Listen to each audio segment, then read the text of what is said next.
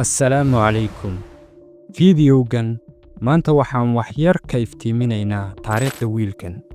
Wiil ku dhashay teendho ku taalla saxaraha Liibiya, si gaar ah magaalo lagu magacaabo Sirta. Wiilkii uu dhalay aabba reer miyi beeraley Liibiyaan ah. Wiilkii afgembiyey boqortooyadii Liibiya ee xilka ka tuuray boqor Idris. Wiilkii meesha ka saaray saldhigyadii Mareykanka iyo Britain. Sidoo kalena dalka ka masaafuriyey dadkii asaliga ahaa ee Talyaaniga iyo Yahuudda ee Liibiya ku noolaa. Wiilkii qarameeyey hantidii petroolka ee shirkadaha shisheeye lahaayeen, wuxuu si adag uga soo horjeeday wadahadallada lala galo Israa'iil. Waxa uu ahaa shakhsi hormuud ka ah dunida Carabta. Wiilkii hadafkiisu ahaa midaynta dalalka Carabta. Ninka aan ka hadlayno waa hogaamiyihii Liibiya Muammar Mohammed Abu Nimer Gaddafi. Wuxuu dhashay sanadkii 1942, wuxuuna ahaa hogaamiyihii dhabta ahaa ee Liibiya xukumayay ilaa iyo sanadkii 2011, ilaa markii dambe la dilay bishii Oktoobar sanadkii 2011. Haddaba maxaynu ka naqaanaa taariikhda isku dhafka ah ee Muammar Mohammed Abu Nimer Gaddafi? Muuqaalkeenan waxaan si buuxda ugu soo qaadan doonaa taariikhda hogaamiyahan.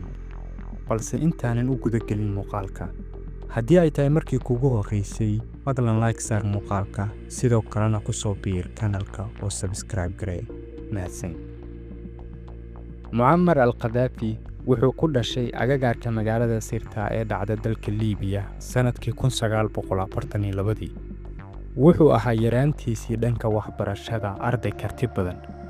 wuxuuna yaraantiisii bartay Quraanka Kariimka ah iyo cilmiga fiqiga, isagoona u sii gudbay waxbarashada kale ee asaasiga ah. Goobaha uu wax ka bartay waxaa ka mid ah dugsi ku yaalay magaalada Misrata. Waxa uu sidoo kale wax ka bartay jaamacadda Liibiya oo uu ka qaatay sharciga iyo taariikhda.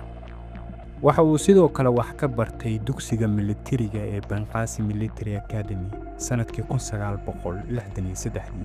intii uu wax ka baranayay Gaddafi dugsigan wuxuu sameeyay kooxo militariga ku jira kuwa oo qarinayay qorshihiisa afgembi ee uu damacsanaa. Gaddafi wuxuu sidoo kale tababar ka qaatay UK kaas oo ku saabsanaa isgaarsiinta militariga iyo tababar kale oo militari. 1969kii waxaa Liibiya ka dhacay afgembi militari oo uu hormuud u ahaa Muammar al-Gaddafi, waxaana fuliyey koox saraakiil ciidan oo da'yar ah kuwaas oo loo yaqiinay Pre-Officers Movement, dhaqdhaqaaqii saraakiisha xorta ah. La wareegitaankii xukunka ee Gaddafi kadib maxaa ka dhacay Liibiya? Gaddafi wuxuu sanadkii 1970kii meesha ka saaray saldhigyadii ciidan ee Mareykanka iyo UK, wuxuuna masaafuriyey dadkii asaliga ahaa ee Talyaaniga iyo Yahuudda ee ku noolaa dalka Liibiya, isagoo qarameeyey hantidii shirkadaha shisheeye ku lahaayeen dalka Liibiya. Waxaana lagu eedeeyaa inuu ku lug lahaa isku dayo afgembi oo ka dhacay dalalka Suudaan iyo Masar. Sanadkii 1974 wuxuu horumariyey fikrad la yiraahdo hanti wadaag Islaami ah oo uu ku faahfaahiyey buuggiisa la yiraahdo The Green Book, buugga cagaaran. Wuxuu isku daray oo qarameeyey dhaqaalaha dalka, wuxuuna sheegay in nidaamka xukun ee dalka ay go'aankiisa leeyihiin dadweynaha, iyadoo loo marayo golayaal dadweyne, ururada shaqaalaha iyo hay'ado kale oo dadweyne. Gaddafi waxaa lagu eedeeyey in dowladdiisu maalgelisay ururo kacan wadayaal caalami ah, waxaana sidoo kale dowladdiisa lagu eedeeyey weeraro dhiig ku daatay oo ka dhacay qaaradda Yurub, kuwa oo ay geysteen kooxo Falastiiniyiin ah.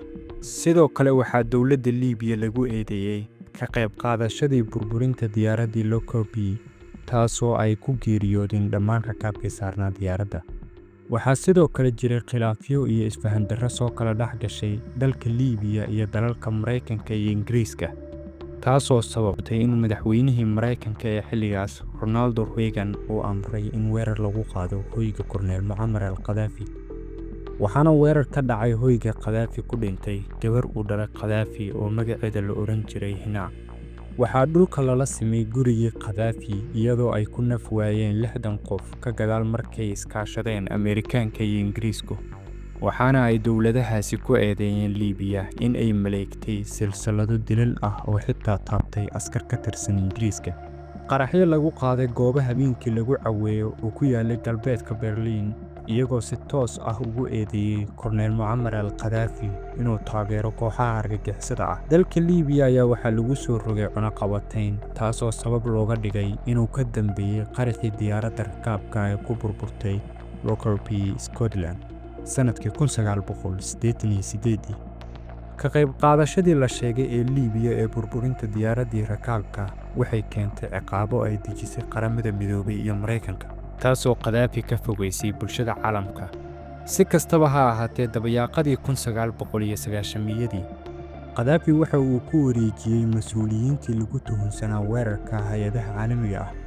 Ciqaabihii Qaramada Midoobay ee Liibiya ayaa la joojiyey sanadkii 2003 kadib markii Qadaafi uu ku dhawaaqay in Liibiya joojinayso barnaamijkeeda hubka aan caadiga ahayn ee nukliyeerka.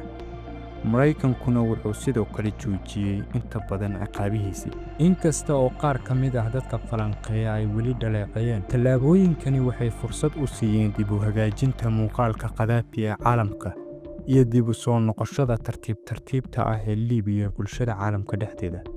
Sanadkii 2009, Qadaafi waxaa loo doortay inuu noqdo guddoomiyaha Midowga Afrika, wuxuuna noqday hogaamiye matala dalalka Afrika, ka hadla arrimaha Afrika, isla markaana matala guud ahaan Afrika marka loo baahdo. Intii uu xilkan hayay, Qadaafi wuxuu jeediyey khudbad dheer oo dhaleecayn ah, taas oo uu ka horjeediyey Qaramada Midoobay, isagoo dhaleeceeyay sida ay u shaqeyso Qaramada Midoobay iyo cadaalad darrada ka jirta siyaasadda caalamka. Dhacdada xiisaha leh waxay ahayd markii uu tuuray nuqul ka mid ah dastuurka UN-ka intii uu khudbadda ku jiray, taasoo dhalisay muran iyo dood weyn oo caalami ah. Caadi ahaan muddada xilhaynta ee Midowga Afrika waa 1 sano, balse Qadaafi wuxuu isku dayay inuu sii joogo xilka kadib sanadkiisii caadiga ahaa, waxaana ka hor yimid dalal Afrikaan ah kuwa oo sheegay in la raaco nidaamka caadiga ah, waxaana halkaas lagu diiday isku daygiisii ahaa inuu xilka sii hayo. Hogaamiyahan ayaa rabay inuu saameyn dhab ah ku yeesho Afrika iyo guud ahaan caalamka.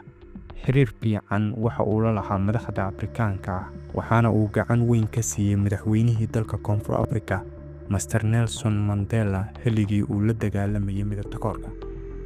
Qadaafi waxa kale oo uu isku howlay sidii qaaradda Afrika hal dowlad looga dhigi lahaa, isagoo dadaal dheeraad ah ku bixiyay arrinta. Bishii Febraayo sanadkii 2011, kadib markii banaanbaxyadii ka dhanka ahaa dowladaha Masar iyo Tunisia ay ku qasbeen madaxweynayaasha Zine Abidine Ben Ali iyo Hosni Mubarak inay xilka ka degaan, waxaa magaalada Benghazi ee Liibiya ka bilowday banaanbaxyo ka dhan ah Qadaafi. Markii banaanbaxyadu ku faafeen guud ahaan dalka, xukunkii Qadaafi wuxuu isku dayay inuu si rabshado leh ku joojiyo banaanbaxyada, isagoo ciidamada booliiska iyo askarta shaqaalaha gaarka ah u diray inay rasaas ku furaan banaanbaxayaasha, sidoo kalena amray weeraro lagu qaado goobaha banaanbaxyada iyadoo la adeegsanayo artillery, diyaaradaha dagaalka iyo helikobtarada hubeysan. Saraakiisha dowladaha shisheeye iyo hay'adaha caalamiga ah ee xuquuqda aadanaha waxay cambaareeyeen weeraradaas. Tallaabooyinka rabshadaha leh ee Qadaafi waxay sidoo kale ka fogeeyeen madaxda sare ee dowladda Liibiya. Wasaaradda cadaaladda ayaa iska casishay iyadoo banaanbaxyada taageeraysa. Qaar ka mid ah safiirada Liibiya ayaa iyaguna iska casilay si ay u taageeraan kacdoonka. Bishii Febraayo 2020, Qadaafi wuxuu telefishinka qaranka ka jeediyey khudbad dheer oo isdifaac ah, isagoo diiday inuu xilka ka dego, banaanbaxayaashana ku eedeeyay inay yihiin burcad, isla markaana sheegay in mucaaradku uu ka yimid Al-Qaacida iyo in banaanbaxayaashu saameyn ku leeyihiin daroogooyinka maskaxda bedela. Wuxuu ku booriyey taageerayaashiisa inay isaga difaacaan iyagoo la dagaalamaya banaanbaxayaasha. Xukunkii Qadaafi wuu daciifay markii xoogagga mucaaradku xoogeysteen, iyagoo bartamihii Febraayo qabsaday dhul ballaaran oo Liibiya ah, isla markaana hareereeyay magaalada caasimadda ah ee Tripoli, halkaasoo Qadaafi weli xukunkiisu ka jiray. Bishii Febraayo 28, Qadaafi wuxuu warbaahinta ka sheegay inuu weli jecel yahay shacabka Liibiya, isla markaana waxa uu beeniyey in la dhibaateeyay banaanbaxayaasha, isagoo oo ku celiyey in mucaaradkan ay abaabushay Al-Qaacida. Xoogagga mucaaradku markay kordheen, cadaadiska caalamiga ah ee Qadaafi lagu qasbay inuu xilka ka dego ayaa xoogeystay. Bishii Febraayo 26, Golaha Ammaanka ee Qaramada Midoobay wuxuu ansixiyey ciqaabo ay ku jiraan xayiraad safar, mid hub iyo qabsashada hantida Qadaafi, halka Maraykanka 28 Febraayo uu shaaciyay inuu qabtay 30 bilyan oo hanti Liibiyaan ah oo la xiriirta Qadaafi. inkasta oo cadaadiska caalamiga ah uu sii kordhay, ciidamada Qadaafi waxay dib u qabsadeen dhul badan oo mucaaradku hore u qabsadeen, waxaana ciidamada korneelku u dhaqaaqeen Benghazi oo ahayd magaaladii ugu weyneed ee mucaaradku saldhig ku lahaayeen. Golaha Ammaanka ee Qaramada Midoobay ayaa bishii Maarso 17keedii wuxuu ansixiyay faragelin militari si loo ilaaliyo shacabka, waxaana ciidamada Qadaafi lala eegtay duqeymo cirka ah kuwaasoo khasaare xooggan uu ka soo gaaray, balse duqeymahaasi meesha kama saarin awooddii korneelka. dabayaaqadii Maarso waxaa soo ifbaxay burburka maamulka Qadaafi kadib markii laba sargaal oo aad ugu dhawaa isaga laguna magacaabi jiray Musa Kusa iyo Cali Abdulsalaam Al-Tiriki ay isaga carareen, taasoo muujisay inuu sii daciifayo xukunkii Qadaafi. ugu dambeyn bishii Agoosto sanadkii 2011 kooxihii mucaaradka ahaa ayaa la wareegay magaalada Tripoli ee caasimadda dalka Liibiya, waxaana askartii kacdoonka waday ay soo qabteen Qadaafi oo ku dhuumanaya godka biyaha qaada, waxaana lala qabtay wiilkiisii Mu'tasim Qadaafi, waxaana ugu dambeyn maleeshiyaadkii qabtay ay dileen Qadaafi iyo wiilkiisa. Qadaafi waxa uu ahaa hogaamiyayaashii ugu cimriga dheeraa Afrika, isagoo dalka Liibiya soo xukumayay muddo dhan 42 sano. Qadaafi kadib, xaaladda Liibiya waa ay isbedeshay, waxaana Liibiya ay cagaha la gashay burbur iyo kala qaybsanaan, waxaana Liibiya ay hoy u noqotay afduubka, dilalka iyo gumaadka shucuubta caalamka. haddaba Liibiya ma u darsatay korneel Qadaafi mise waa ay ka raysatay?